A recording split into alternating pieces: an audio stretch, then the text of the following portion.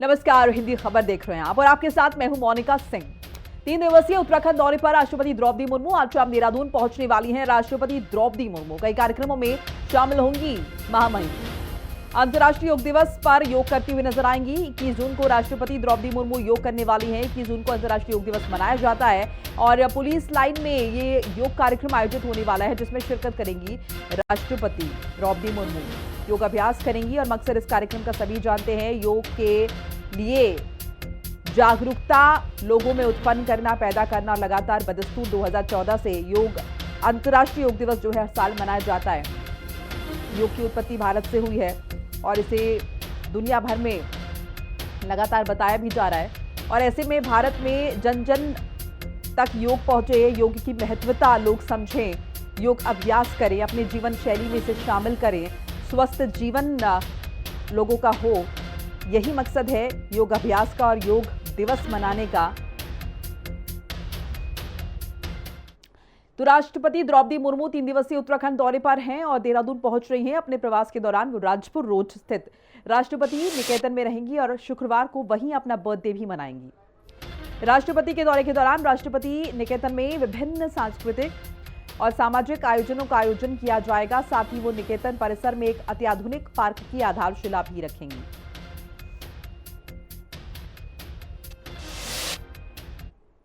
राष्ट्रपति द्रौपदी मुर्मू 3 दिवसीय दौरे पर उत्तराखंड आ रही हैं। आज 4:30 बजे के करीब राष्ट्रपति जो हैं वो देहरादून पहुंचेंगी और जौलीग्रांट एयरपोर्ट पर मुख्यमंत्री पुष्कर सिंह धामी उनका स्वागत करते हुए नजर आएंगे। राष्ट्रपति निकेतन के बाहर इस वक्त मैं मौजूद हूं और आप देखेंगे कि राष्ट्रपति के दौरे को लेकर क्योंकि लंबे समय से तैयारियां चल रही थी, पुलिस प्रशासन आपको गेट पर नजर आ रहा होगा। पीएसी की कंपनीज जो है यहाँ पर आ चुकी हैं और शाम को जब राष्ट्रपति यहाँ पहुंचेंगी तो एक अलग ही भव्य तस्वीर होगी क्योंकि बड़ी संख्या में लोग उनके स्वागत के लिए जो है वो मौजूद रहेंगे। और ऐसे में देखिए, खास बात यह है कि अब राष्ट्रपति निकेतन जो है वो जनता के लिए खोल दिया जाएगा और इसी को लेकर आज राष्ट्रपति जब यहां पहुंचेंगी तो कल यानी कि औपचारिकता के साथ जो है इसकी जायजा लेंगे कि आखिर किस तरीके की तैयारी है। और इसी के साथ साथ क्योंकि 3 दिवसीय दौरे पर राष्ट्रपति यहां पहुंच रही हैं, 21 तारीख को अंतर्राष्ट्रीय योग दिवस है, उस दौरान भी यहां पुलिस लाइन में योग दिवस को लेकर जो कार्यक्रम है सामूहिक, वहां पर भी राष्ट्रपति जो है वो पहुंचेंगी। ऐसे में अगर मैं आपको बताऊं तो यहाँ पर किस तरीके से तैयारियां हैं, सबसे पहले तो बात यह है कि जो राष्ट्रपति निकेतन है ये 186 साल पुराना है। आप समझ सकते हैं कि इतना पुराना ये निकेतन है तो इसका इतिहास भी उसी तरीके का रहा होगा।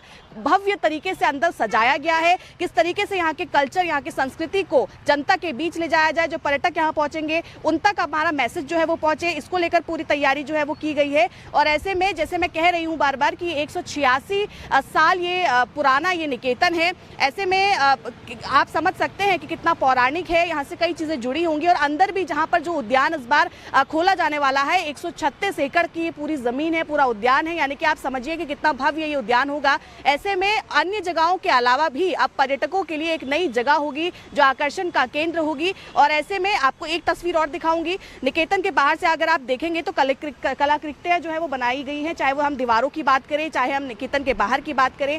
यहाँ पर चाहे वो हमारे ऐपण जो कि हमारे कुमाऊं के सबसे प्रसिद्ध लोक कला मानी जाती है, और इसके अलावा जो हमारा लोक नृत्य हो, लोक भोजन हो, या किस तरीके की हमारी संस्कृति है, पहनावा है, सब कुछ हमारी कलाकृतियों के जरिए जो है जनता तक पहुंचाने की कोशिश की जा रही है। देहरादून से कैमरा पर्सन इलियास अहमद के साथ में शुभांगी भट्ट, हिंदी खबर। मुख्यमंत्री पुष्कर सिंह धामी के साथ मुख्यमंत्री आवास परिसर में योगाभ्यास किया गया। मुख्यमंत्री ने प्रदेशवासियों से योग को नियमित दिनचर्या में शामिल करने की अपील की। सीएम धामी ने कहा कि योग शारीरिक अभ्यास के साथ साथ आंतरिक शांति और आत्मबोध का माध्यम भी है। मुख्यमंत्री ने उत्तराखंड को योग और ऋषि मुनियों की भूमि बताते हुए नई योग नीति के तहत योग को ग्राम स्तर तक बढ़ावा देने और रोजगार के अवसर बढ़ाने की बात कही।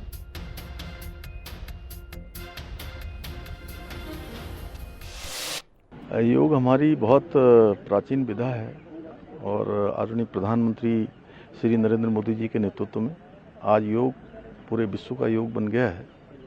और 21 जून को प्रत्येक वर्ष अंतर्राष्ट्रीय योग दिवस पूरे धूमधाम से मनाया जाता है। उससे पहले आज हम लोगों ने भी एक यहाँ पर सभी लोगों का योग दिवस से पहले एक कार्यक्रम आयोजित किया, जागरूकता बढ़े, लोग योग को अपनाएं। स्वस्थ जीवन शैली के लिए योग बहुत बड़ा आधार है, इसलिए मैं सभी से कहूँगा कि योग को अपनाकर अपने स्वस्थ जीवन को और मजबूत बनाएं, दृढ़ बनाएं, स्वस्थ बनाएं। देहरादून पंचायत चुनाव से जुड़ी बड़ी खबर आपको बताते चले। सभी जिलों में आरक्षण की अंतिम सूची जारी। सभी जिलों में डीएम ने आरक्षण की सूची जारी कर दी है। शेरपुर कचटा एसटी महिलाओं के लिए आरक्षित, उदयपाल्टा भी एसटी महिलाओं के लिए आरक्षित रखा गया है। बायला मंगरौली अनुसूचित जनजाति के लिए आरक्षित है। तो बड़ी खबर आपको बता रहे, आरक्षण की अंतिम सूची जारी हो चुकी है सभी जिलों के लिए। डीएम ने आरक्षण की सूची जारी कर दी है। शेरपुर कचटा एसटी महिलाओं के लिए आरक्षित है। ये बड़ी इंफॉर्मेशन आपके साथ साझा कर रहे हैं। उदयपाल्टा भी एसटी महिलाओं के लिए आरक्षित है। और कांग्रेस के वरिष्ठ नेता हरक सिंह रावत ने 2022 विधानसभा चुनाव में पूर्व मुख्यमंत्री हरीश रावत के चुनाव लड़ने पर सवाल उठाते हुए कहा था कि अगर वो चुनाव न लड़ते तो पार्टी सरकार बना सकती थी।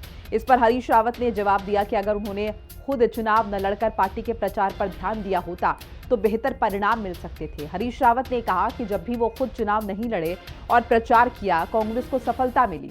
दोनों नेताओं के बयान पार्टी के चुनावी रणनीति पर सवाल उठा रहे हैं। देखिए, उनके दो नेता हैं और दोनों एक दूसरे के ऊपर तंज कस रहे हैं, आरोप लगा रहे हैं। कोई 2016 का दंश का रोना रो रहा है और कोई अपनी पीठ के पीछे खंजर भोंकने का रोना रो रहा है।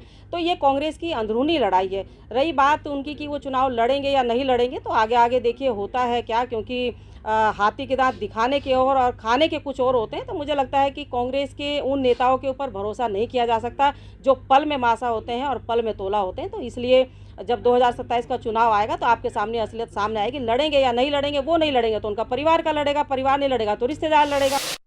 ये बड़े नेता है दोनों, और अखबारों में, चैनल्स में ये दिखाया गया कि दोनों का झगड़ा है, लेकिन दोनों एक ही बात कह रहे हैं। हरक सिंह जी भी वही कह रहे हैं, हरीश रावत जी भी वही कह रहे हैं, और दोनों का अनुभव लंबा है। तो मेरे जैसा एक छोटा व्यक्ति उनके किसी बात पर टिप्पणी करे ठीक नहीं है। और जो बात हरीश रावत जी ने कही है उसका उत्तर वही दे सकते हैं, वही ज़्यादा समझते हैं, क्योंकि उनके पास एक्सपीरियंस है। मेरा इस पर बोलना ठीक नहीं।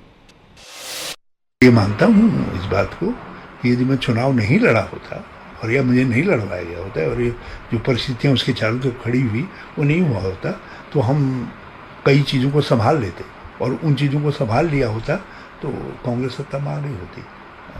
आप देखिए कई सीटों पर हमारा जो सीट का मार्जिन है, यदि उनको ज़रा सा कैंपेन में सहारा ही मिल गया होता तो वो सीटें हमारी निकल गई होती। तो बहुत सारी बातें हैं, इसलिए मैंने एक कंक्लूजन कहा था और पार्टी के हित में मैंने ये बात कही है। और अब मैंने बहुत पहले से बात कह दी है कि भाई अब 2027। केदारनाथ में हालिया के हेलीकॉप्टर क्रैश को लेकर कांग्रेस ने भारतीय जनता पार्टी सरकार पर तीखा हमला बोला है। कांग्रेस प्रदेश उपाध्यक्ष सूर्यकांत धस्माना ने कहा कि हादसे के लिए पूरी तरह सरकार जिम्मेदार है और मुख्यमंत्री को इस्तीफा देना चाहिए। सूर्यकांत धस्माना ने आरोप लगाया कि हेलीकॉप्टर्स का संचालन रोडवेज बसेस की तरह किया जा रहा है। बिना एयर ट्रैफिक कंट्रोल और डीजीसीए की अनुमति के हर 2 मिनट में उड़ानें हो रही हैं। उन्होंने सवाल उठाया कि आखिर किन लोगों के संरक्षण में हेली कंपनीज को नियमों से छूट दी गई है। अरे भाई, अधिकारी नहीं, सरकार को इस्तीफा दे देना चाहिए। इसमें तो ये मजाक आपने बना रखा है।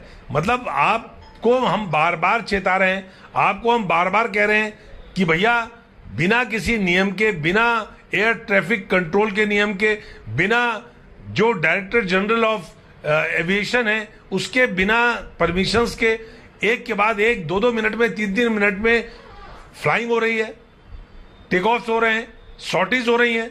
मतलब आप रोडवेज की बस की तरह और विक्रम टेम्पो की तरह आप हेलीकॉप्टर चला रहे हैं पैसा कमाने की आपाधापी में। हम तो ये सवाल कर रहे हैं कि सरकार के वो कौन लोग हैं जिनके संरक्षण में इन हेली कंपनीज को इस प्रकार की परमिशंस दी गई हैं। उनके खिलाफ कार्रवाई होनी चाहिए। मैनेजर के खिलाफ आप कार्रवाई करके केवल इतिश्री कर लेंगे, उससे काम नहीं चलने वाला। लैंसडाउन से बीजेपी विधायक महंत दिलीप रावत ने उत्तराखंड पावर कॉर्पोरेशन लिमिटेड की कार्यप्रणाली पर गंभीर सवाल खड़े किए हैं। उन्होंने विभाग में सेवा विस्तार के नाम पर भ्रष्टाचार और अव्यवस्था का आरोप लगाया है। हाल ही में एक विद्युत कर्मी की ऑन ड्यूटी करंट लगने से मौत हुई है, जिसके बाद भी विभाग की ओर से कोई ठोस कदम नहीं उठाया गया है। उन्होंने यूपीपीसीएल में तटस्थ युक्तियों, पैसे लेकर पोस्टिंग और स्थानीय स्तर पर अधिकारियों की मनमानी पर चिंता जाहिर की है।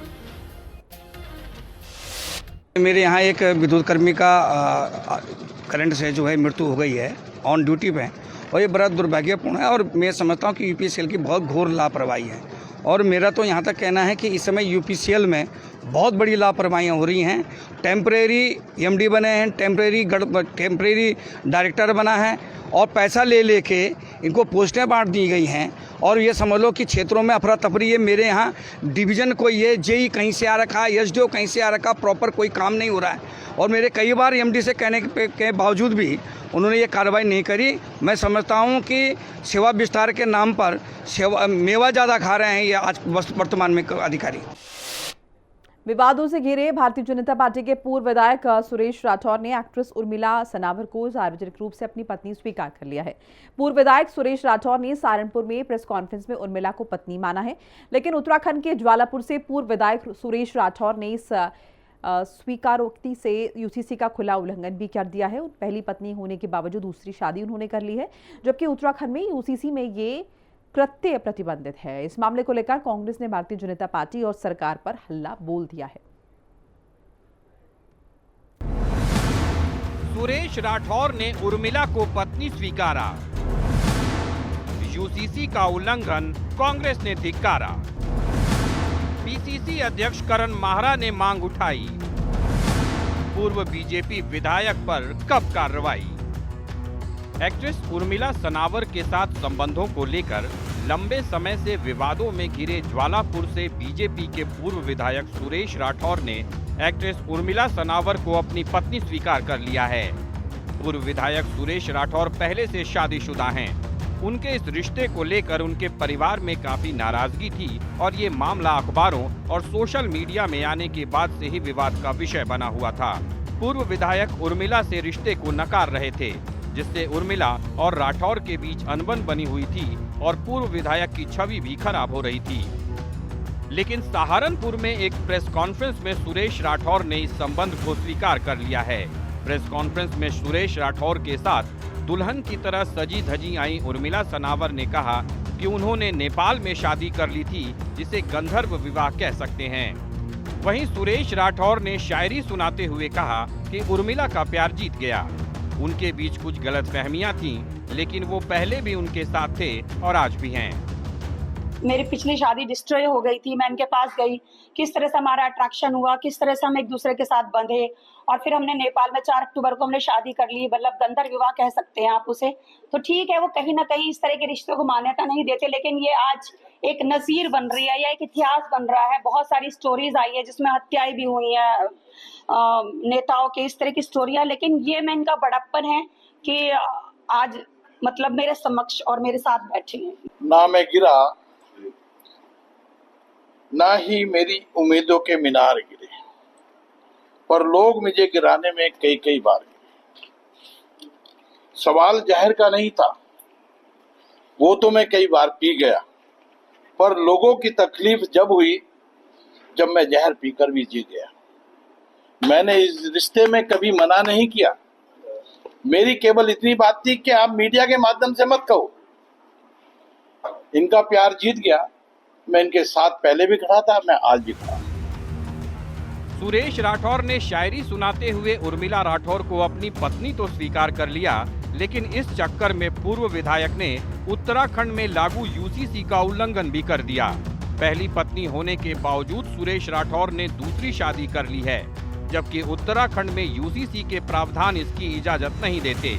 ऐसे में सवाल उठ रहा है कि क्या जनता और बीजेपी नेताओं के लिए यूसीसी अलग अलग हैं? और क्या यूसीसी के प्रावधान के उल्लंघन पर सुरेश राठौर पर कार्रवाई की जाएगी? वहीं कांग्रेस ने इस मामले को लेकर बीजेपी और सरकार पर निशाना साधा है। कांग्रेस का कहना है कि भाजपा के नेता अपनी ही सरकार के बनाए कानून की धज्जियां उड़ा रहे हैं, फिर जनता से इसके पालन की उम्मीद कैसे की जा सकती है?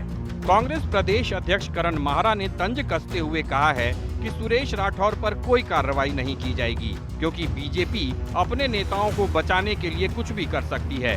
वहीं इस प्रकरण से असहज बीजेपी का कहना है कि जब संगठन के सामने मामला आएगा तो संगठन विचार करेगा, लेकिन कानून सबके लिए एक है। बीजेपी का तो है, इसमें भी बच जाएंगे, क्योंकि बीजेपी के यहाँ तो अपराधियों को या अपने लोगों को कैसे संरक्षित करते हैं हमने पिछले 2-3 साल में बहुत नज़दीक से देखा है। किस तरीके से अंकिता के केस में वीआईपी को बचाया, किस तरीके से सल्ट के मंडल अध्यक्ष को जमानत मिल गई, केस हल्का करके लड़की का जो है मेडिकली 4 दिन बाद हुआ, वैसे ही सुरेश राठौर भी बच जाएंगे। और यूसीसी जो इन्होंने लागू किया उसकी ज़रूरत क्या थी? ऐसे सुरेश राठौर की तरह सबको इजाज़त दे दीजिए। भाई सुरेश राठौर जी ने तो अब तो खुल के ही कह दिया, पहले कहते थे मेरी पिक्चर की हीरोइन है या किसी सीरियल का पार्ट को दिखा के इन्होंने वीडियो वायरल किया है, लेकिन आज तो उन्होंने स्वीकार कर लिया है। और ये बीजेपी के चाल चरित्र को दिखाने वाला कदम है जो सुरेश राठौर ने किया है। नहीं, मैं कह रहा हूँ जब कोई ऐसा विषय आएगा तो निश्चित तौर पर पार्टी अपने नियम धर्मों के आधार पर कार्रवाई करती है, विचार करती है। कोई ऐसा विषय पार्टी के नेतृत्व के समक्ष आएगा, मुझे जानकारी नहीं है कि राठौर जी ने क्या कहा, दूसरे ने क्या कहा, लेकिन कानून सबके लिए है। उत्तराखंड में लागू यूसीसी को ऐतिहासिक बताते हुए आजादी के बाद इसे लागू करने वाले पहले राज्य के लिए बीजेपी गर्व से क्रेडिट लेती है, लेकिन बीजेपी के ही पूर्व विधायक ने इसके प्रावधानों का उल्लंघन कर इस गर्व को खंडित कर दिया है। देखना होगा कि ऐतिहासिक कानून का उल्लंघन कर पार्टी की किरकिरी कराने वाले पूर्व विधायक सुरेश राठौर पर बीजेपी संगठन और सरकार की ओर से कब कार्रवाई की जाती है। देहरादून से संवाददाता शुभांगी भट्ट और दीपिका भंडारी के साथ ब्यूरो रिपोर्ट, हिंदी खबर। हरिद्वार की गन्ना समितियों में डायरेक्टर और डेलीगेट्स के चुनाव की प्रक्रिया लगातार चल रही है। 20 और 21 जून को डेलीगेट्स के चुनाव के लिए मतदान होगा। इसके बाद डायरेक्टर और फिर चेयरमैन पद का चुनाव कराया जाएगा।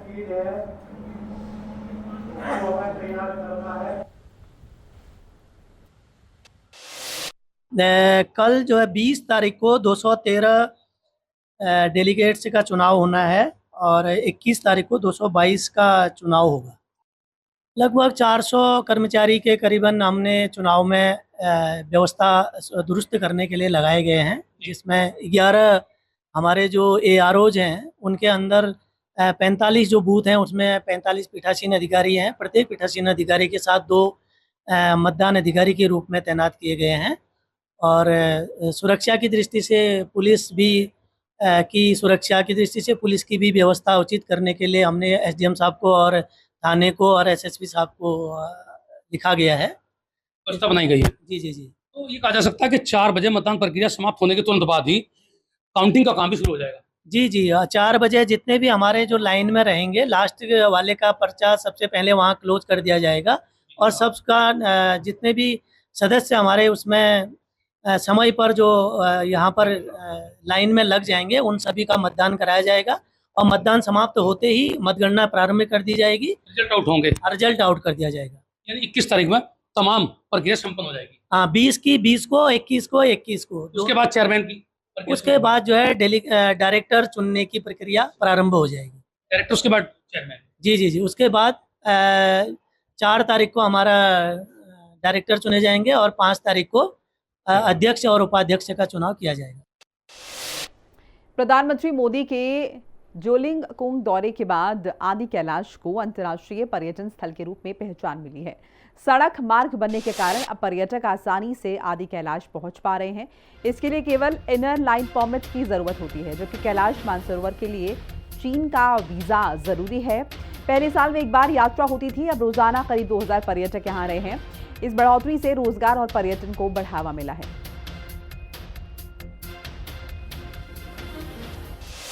बात तो निश्चित ही है कि आदि कैलाश में मैं पिछले महीने में 2 बार गया और मैंने दोनों बार देखा कि उस लंबे रूट पे जब हम जाते हैं पिथौरागढ़ से धारचूला और धारचूला से तवाघाट होते हुए और हम गुंजी तक जब गए, कुट्टी तक गए, जोलिंगकोंग तक गया, तो मुझे जो पर्यटकों की संख्या दिखी और जो इनर लाइन में हमारे परमिट जाते हैं तो लगभग 1,500 से 2,000 लोग पर डे आदि कैलाश के एवं पर्वत के जोलिंग हमारे पार्वती सरोवर के दर्शन करने जा रहे हैं। और यही आंकड़ा पहले साल भर में होता था। जो एक दिन की संख्या है 1,500 की, वो साल भर में जाते थे। अच्छी बेहतरीन रोड कनेक्टिविटी के कारण से और वहाँ पर रहने की व्यवस्था जो होम स्टे डेवलप की है सरकार के माध्यम से बेरोजगार युवा भाई बहनों ने, उनको भी एक रोजगार मिल रहा है। ये अपने आप में अभूतपूर्व है। पौड़ी की कोटद्वार स्थित गढ़वाल मोटर्स ओनर्स यूनियन में करीब 2.5 करोड़ रुपए के घोटाले का खुलासा हुआ है। मृत कर्मचारियों के नाम पर फर्जी भुगतान, नकली बिल और गबन के आरोप में पूर्व अध्यक्ष, मैनेजर, कैशियर समेत 9 लोगों को गिरफ्तार किया गया है। पुलिस ने धोखाधड़ी और गबन की धाराओं में मामला दर्ज कर सभी आरोपियों को जेल भेज दिया है।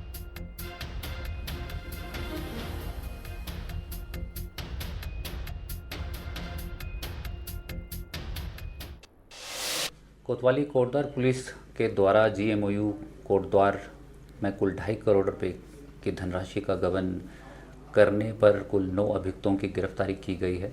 GMOU के प्रेजेंट प्रधान सचिव के द्वारा ये शिकायत दर्ज करवाई गई थी कि पूर्व के जितने ऑफिशियल होल्डर्स थे GMOU में, उनके द्वारा फर्जी दस्तावेज बनाते हुए फर्जी बिल, वाउचर्स इत्यादि तैयार करते हुए कुल 2.5 करोड़ रुपए की धनराशि का गबन किया गया है, जिसमें मुकदमा पंजीकृत करते हुए साक्ष्य इकट्ठे किए गए और जांच में ये पाया गया कि इनके द्वारा कुछ फर्जी बिल्स इत्यादि लगाते हुए कुल 2.5 करोड़ रुपए की धनराशि का गबन किया गया है। देहरादून में डेंगू का खतरा लगातार बना हुआ है। मंगलवार को डेंगू के 2 नए मरीज मिले हैं। इनमें एक मरीज देहरादून से है, जो कि दूसरा बाहर का है। अब तक डेंगू के 112 मामले सामने आ चुके हैं, जिनमें से 93 लोग स्वस्थ हो चुके हैं। फिलहाल 19 मरीज सक्रिय हैं। सभी नदी नाले में लगातार फॉगिंग की जा रही है। वहीं लोगों के घर जाकर डेंगू के लावा को नष्ट करने का काम भी किया जा रहा है।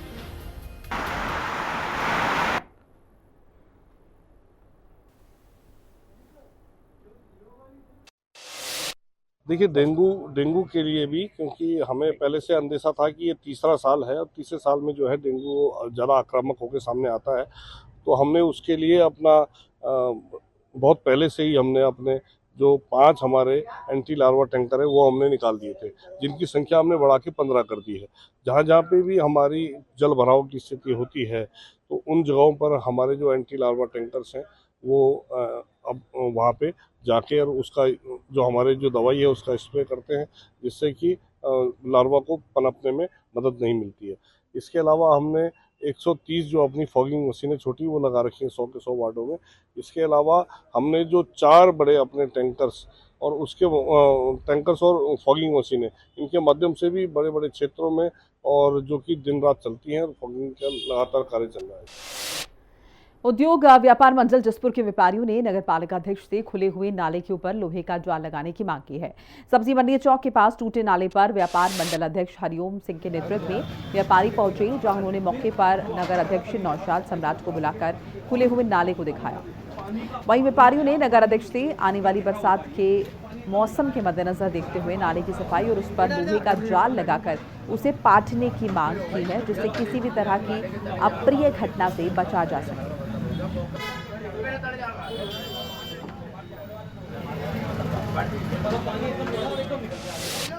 आज यह मामला है कि अतिक्रमण में एक डॉक्टर देवी सिंह की यहाँ दुकान थी जो तोड़ दी गई है, लेकिन दुकान तोड़ने के बाद वो नाला जो है, नाला यहाँ खुला है। यहाँ से लेके आगे तक नाला कवर कर दिया गया है। आगे मानसून का मौसम है और मानसून का मौसम पूरे शहर का पानी यहाँ से निकलता है। ये लाइफलाइन है पानी के लिए।